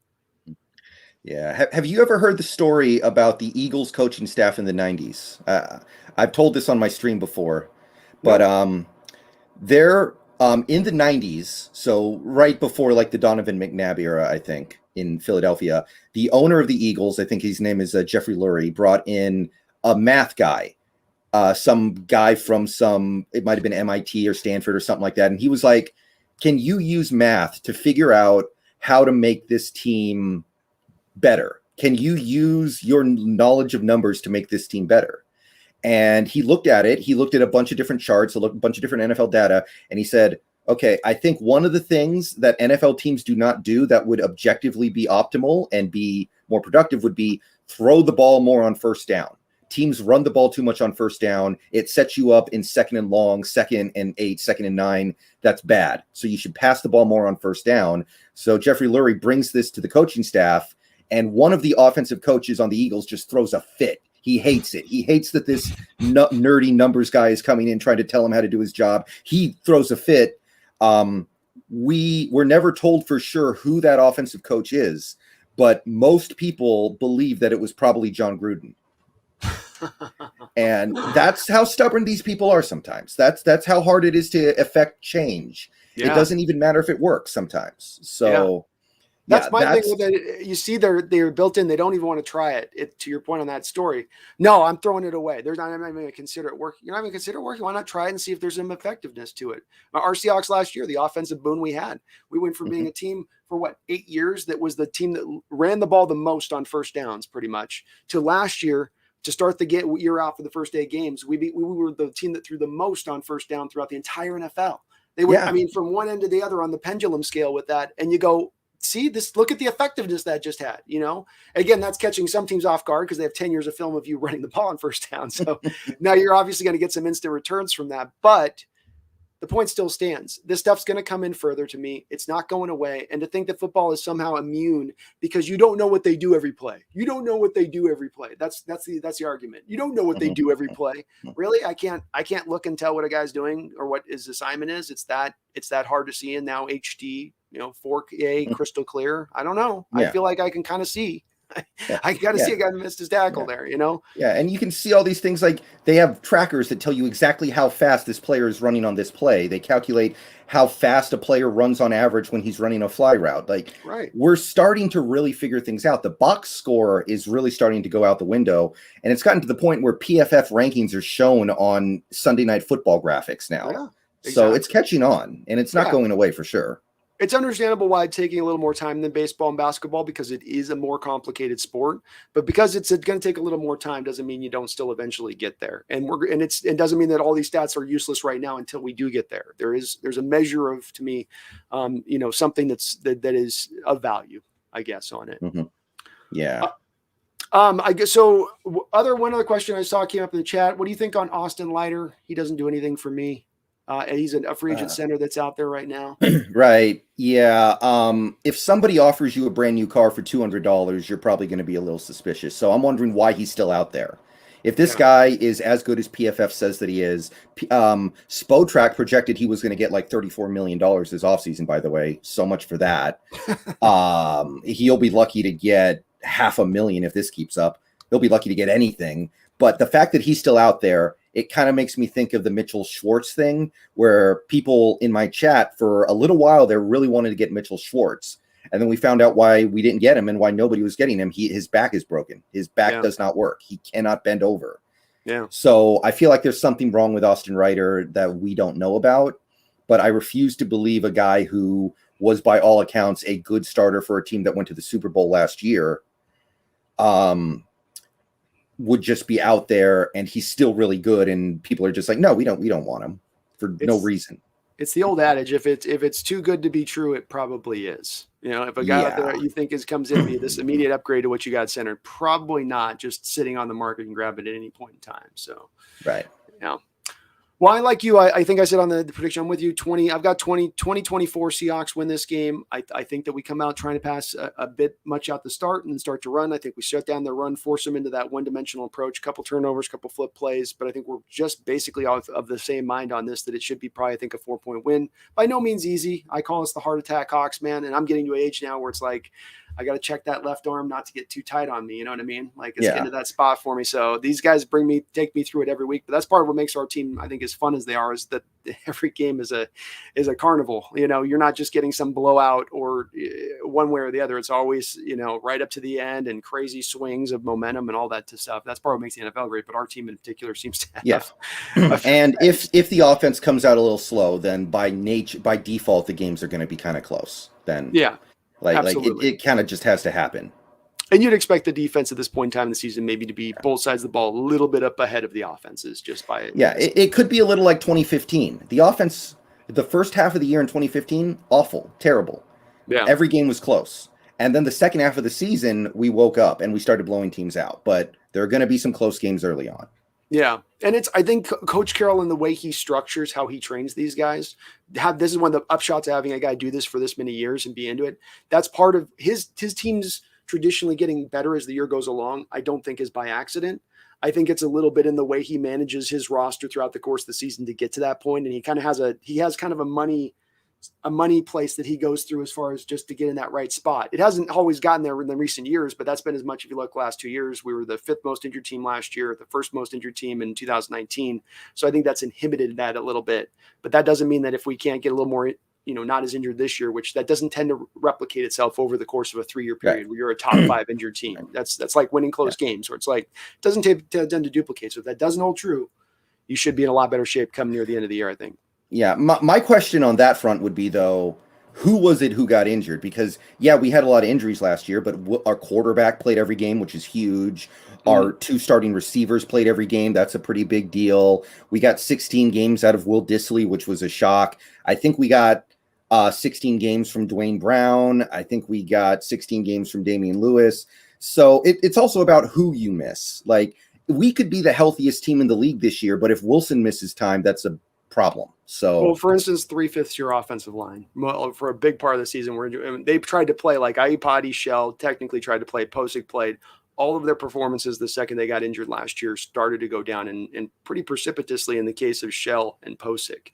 They really went into the tank. And when 3/5 of your offensive line's breaking down and you got a quarterback who's going to hold on to the ball for 3 seconds every snap when he's throwing, your offense might start to scuttle just a tiny bit with just that on that alone. Your running back situation, basically Carson was working through injuries all the year. I mean, he was able to get through most of the games, but he had about 3 or 4 games he got knocked out and that he had to go off the thing. And it's funny you say, because I'm in a debate right now with the Rams 49er fan talking to me about it. Cause I'm getting the thing that's annoyed me a little bit with the talk of the NFC West has been this offseason of how the 49ers were the most injured team last year. And now they're really going to take it to us. And I go, okay, well, we were like I just said, most injured team in 2019. We got to the playoffs, won a playoff game, took the Packers to the brink in Lambeau. Last year, we're the 5th most injured team and still won the division. I'm not saying that by some measure we're just fantastic. I just go, okay, just be consistent. If you're going to give San Francisco this credit for doing this, then give it to us on the other side. And it seems like it only works one way, where they get the benefit of the doubt for being the injury stuff, but nobody can come and say, well, what happens if they get healthier? What happens if we're the 16th most healthiest team next year instead of the 5th or the 1st? What benefit will that be by adding those couple extra players onto that roster, on a roster that has won recently, that has gotten to the playoffs, that has been, maybe a player or 2 away? If we have, instead of Hollister in the end of the 2019 on that catch, if that is a Dissly making that catch in 2019, is he got enough sand in the pants to push that ball over the end zone line at that point and get us that first round bye, get us the home field advantage there at that point in the first game? Maybe, I don't know. That's my wonder. It's more of a wonder than me saying as a determinant, I know this to be the case. It's just the thing I wonder about with that. Yeah. I think fans of teams can't help it. I think if you're a Niners fan, you watch every game, you see every injury in gruesome detail. You're like, oh, we have so many injuries. And it's hard to not, as a fan, be like, we have more injuries than everyone else, because I saw all of our injuries because I watch all the games. The other teams, I might only see 2 or 3 games. I'm not going to see the injuries. I'm not as aware of it. It doesn't feel as significant to me. I think that's a big part of what that is. That's my best guess. Yeah. And it's valid for the Niners to look at that as an excuse, by the way. I don't think that they shouldn't look at it and say, we'll be a better team because we shouldn't be the most injured team in the NFL. It's just that, we've been not that far back behind you. I know it wasn't our quarterback that got injured, but again, last year you guys knew Garoppolo gets injured. You could have gotten a better backup in place. And our guy's never been injured in 10 years. Makes sense. We wouldn't have a great backup. He does not go leave the field. You guys, I can't say this, that's why they got Trey Lance right now. So I guess just to finish it off, who do you see just in this division? Who do you see how the division pecking order goes in the way that it breaks down? Well, I feel like we and the Rams are pretty clearly at the top. My thing with the Niners, Trey Lance is going to be good. Based off the preseason, doesn't seem like he's ready. Seems like he's not ready to play yet. So I think that takes them down a little bit, because at the end of the day, quarterback play is a big deal. Now, credit to Kyle Shanahan. He got to a Super Bowl with Jimmy Garoppolo, or as I like to call him, Rex Grossman 2.0. So he can do it, but I think they are probably a step down from there. They also lost their defensive coordinator, and he proved last year he was really good. And I was somebody who didn't think he was very good until last year, but he proved he was very good last year with the work he did on that defense. So I think they're a step below. I think I don't think this is an unpopular take or anything too controversial. I'm not really buying the Arizona stuff. They got some older players who I don't think have a ton left, and they have a quarterback who is just an injury waiting to happen. I think he takes way too many hits for a guy of that size. Both him and Lamar, in my opinion, they are in that same camp where they take too many. They dive forward too many times. They don't slide, and I don't understand why they play like that recklessly, because they don't have the biggest bodies to take the damage. What about the Rams? Yeah, I think the Rams are going to be a problem. They're very top heavy. They have a lot of talent on both sides of the ball. They are a team that I think they might be one of the early adopters of the strategy that draft picks are a little overrated. And when I saw us trade for Jamal Adams and I saw them trade for Matt Stafford and they traded for Jalen Ramsey, I'm looking at all this. I'm like, because you give up all those draft picks and it's like, wow, that's a lot to give up. But then I sat back and thought, do we as fans overestimate the value of a draft pick sometimes? Because on the one hand, you're getting a cheap young player. On the other hand, you have no guarantee of them being any good. You have no guarantee of them actually developing in your system. So I look at that and I wonder if they're kind of ahead of the curve. Mm-hmm. If they are seeing the overvaluing of draft picks and capitalizing on it by trading their draft picks for proven studs.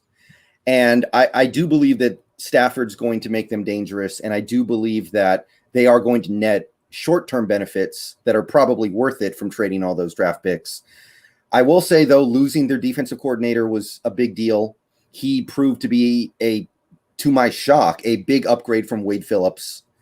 And they lost him after 1 year. So there is going to be some step back there. They lost John Johnson to, I think, Cleveland. And they lost one more of their key defensive players. So check this out. I do this all. I've got a whole list off the top of my head because I have Rams fans come into my chat constantly. So it's Jalen Johnson's the top 3 safety in the league, gone off their roster. Troy Hill is probably a top 5 slot corner in this league, gone. Michael Brockers has been a stalwart one-tech defensive tackle for them going back to 10 years now, helping keep Aaron Donald out of those double teams. Why can't you double team Aaron Donald a lot? Because you've had Michael Brockers there to take up 2 for the size and the problem that he creates. He's not a pass rusher or a star, but what he was able to do with sort of the dirty work frees up Donald to do other things. He's gone. Austin Blythe, your starting center, gone. Josh Reynolds, backup running back, useful players, gone. Sub-starting tight end and Gerald Everett, we sign over. You got Higbee there, but now how do your 2 tight end sets look? What's going on with those? I think Stafford makes them better. I think he improves them upon what Goff is, but it's like a formula you'd put together, right? Stafford minus all those losses I just mentioned, minus Cam Akers, who I think was almost a lot like the reiteration of an upcoming Marshall Faulk, and not to that level of degree. I don't think he's as good as Faulk, but he had some Faulk flashes to him. Gone for the season now to the torn Achilles. That equals out to them being better than they were last year, a year they didn't win the division. I don't see that. I see Goff improving them, but those losses being too much down the way. And that's just the losses they've sustained so far. That's nothing of the losses they could still go into this year around, because you said they're top heavy, that they could sustain. They don't have the depth behind them to fill in. And that's the part where I would grow a little bit on them skeptical with thinking, I think they're a playoff team. I think we have 3 playoff teams come out of this division. I think the Niners and the Rams do it. I don't think the NFC is as strong. That's partly why. AFC is still doing it. I don't think the Saints are as good. I'm not buying the Bears or the Vikings really. So I go, okay, we're going to go with 3 from our team. But I think they're like 10 wins. I think they're both battling it out right in that 10-win mark, and then we're at like the 13 point. Yeah, it's a real tragedy. Every other division has one team that is kind of like Like you can farm wins from those teams. We don't have that this year. Hopefully Arizona ends up being that team, but right now they're not. They're going to be decent unless things really go wrong. But we don't have a Bengals. We don't have a Jets. We don't have that. And it's unfortunate because this division being very competitive has been a thing ever since Wilson got here. He's had like 1 year where the division was just bad. Yeah. It's a theory I'm working on that I call the feast factor. And that is, to win a Super Bowl, you need to be able to have a feast factor that you're able to operate off of to some small degree.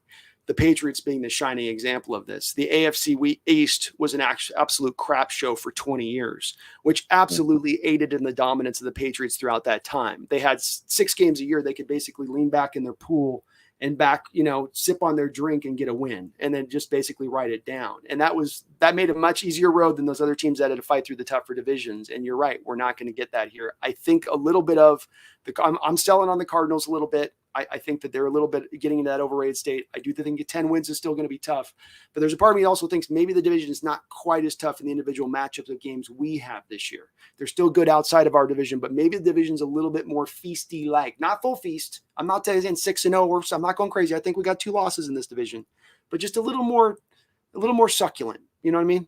A little more roasty. Yeah. I mean, we miss on this stuff all the time. I don't think anybody thought the Niners were going to be one of those teams you could feast on last year, but they turned out to be one. Now, you could not have predicted the things that happened, but the point is stuff like that happens. If Stafford gets hurt, you can throw pretty much everything out the window.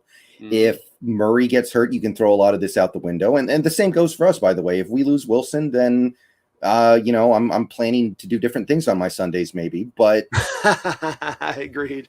I understand where you'd be coming from on that. I think the Rams got 3 guys like that, though. Any one of those 3 guys, Ramsey, Donald, Stafford, one of those 3 guys goes down, just one. I think that knocks him down in totality. They're very reliant on all 3 of those guys riding full go this whole year, in my opinion. Yeah.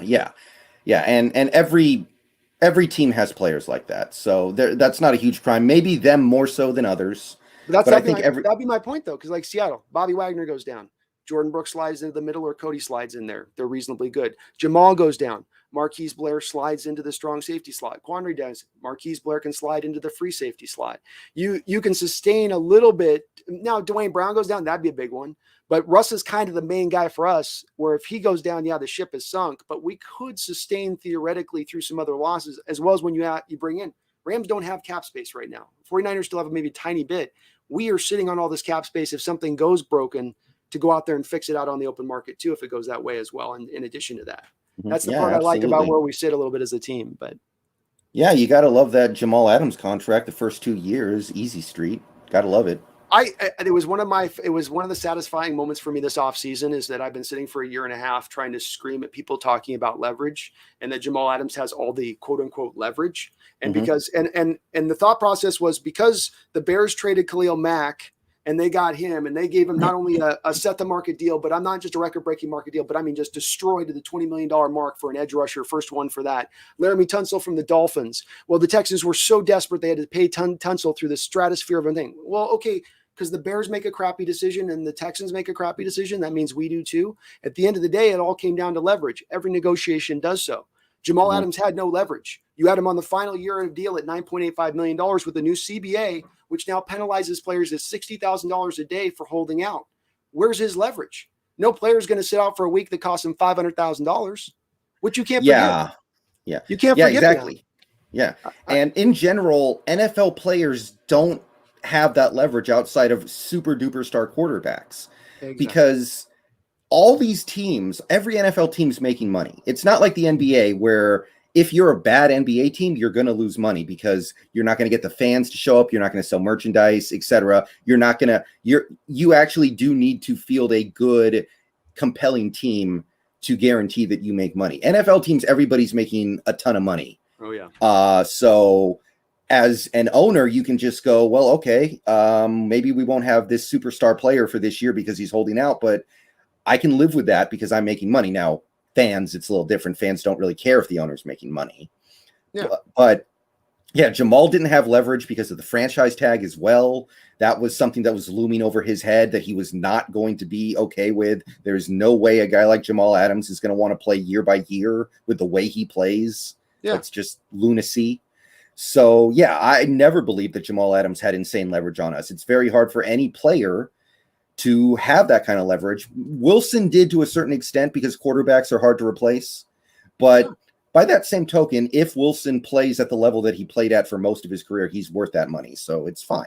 I agree. Quarterbacks, it's a completely different story. But when we're talking about a defensive player or that's just, they don't have it. In this new CBA, with the fact that it didn't let you hold out anymore, that key change, and then didn't let the teams forgive the fines. Because remember, Cam back in the day held out, then we forgave his fines. Yeah. You can't forgive anymore. It's now in the CBA. If it's $500,000 you've racked up, which you would in a week, you got to come out of pocket on that 500 G's. That's not getting forgiven. And so no player in this whole preseason held out. Again, any little vestige of leverage he might have pulled from that was gone then at that point. And Seattle was going to lock him in. And it's a great contract for Seattle. I'm perfectly happy to have this guy in the prime of his career, guy who is on a Hall of Fame trajectory right now. Whether he gets there and sustains, we'll see. But if you look at him as an all-pro, multiple-time Pro Bowler, only 26 years old, there's a very wide opening to him getting to that stage, especially in this defense, if he's allowed to flourish with the guys he's got around him. Yeah, that NFLPA, they don't seem very good at their job, I got to say. And sometimes as a fan, you can appreciate it a little bit. But I know for the players, it's not fun. But they don't seem like they know what they're doing a lot. They mess up. It's the worst. It's the worst union in all pro sports. And every time negotiations come up, they seem to always give another half foot of space for an extra half, for a nickel. And you always go, man, everything that they valued is essentially give us a little more money and then have us practice less. And then they give everything up. The disciplinary stuff, we'll give that over to Goodell. The franchise stuff, the leverage stuff, they'll give that back over to you guys. And they've given it all up. And it's the player's fault. You shouldn't sign these deals, but they always do, you know? Yeah. Yeah. Jeff Samardzija, who was a Major League Baseball pitcher who was actually drafted by the Cubs. And I think he was drafted by a NFL team and decided to go to play baseball, was a bust in baseball, not a good pitcher. He made more money in his baseball career than Antonio Brown has made in his NFL career. Oh, yeah. That's how powerful the players' union is in baseball. You've got basketball. Gilbert Arenas brings guns into the locker room and threatens to shoot somebody, and he still makes $20 million a year for like 20 years because that's the contract the Wizards gave him. And these NFL players can't. NFL players, no, you don't get paid. No. And every negotiation, you go, man, are they going to hold their ground? They're going to hold the line on this one? Are they going to actually? And it comes down to it. They're not willing to sit out. I was just talking about all negotiations, whether it's Jamal Adams and the Seahawks or the Players Association and the owners, comes down to one thing: leverage. At the end of the day, the leverage for the players has to be we are willing to sit out a whole season. Anything short of that, you have no leverage. You're always going to give in. And the players will and have up until this point and will into the future until they realize that mistake. The problem is that their careers are so faster than it is in baseball and basketball. You know, the new guy coming in just wants to get paid. He's not wanting to sit down for a year and sacrifice for the future generations at that point. He wants to get his money, which is understandable. Yeah. All right, man. Well, all right. Well, we're 2 hours on in. It looks like, man, we got a great turnout here in the chat. Brendon, let's definitely do this again as the season goes along. Maybe next time we bounce over onto your channel and I'll check out your place. You know, take a look around.